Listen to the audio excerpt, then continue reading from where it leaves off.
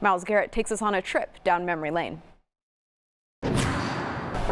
Football reigns supreme in the state of Georgia, but basketball not very far behind. Let's talk about the two most athletic teams in the state, Georgia Tech and Georgia, seemingly been absent from the big dance, college basketball, the last few years. This year, the Final Four in Houston, both Dogs and Jackets will not be in it due to getting ousted in the conference tournament after a disappointing season. So let's talk history. Georgia Tech, we'll talk about them first. They were very successful in the mid-'80s, going all the way up until 2010, had two Final Four appearances, 1990 and 2004. Their last appearance in the tournament, 2021, was due to a meh season, but they still got in nonetheless. Their early success was due to guys like this, the legend Mark Price, being coached by Bobby Cremins, set up some of that early success that would eventually lead to a Final Four in 1990, like I said. But how about the Dogs?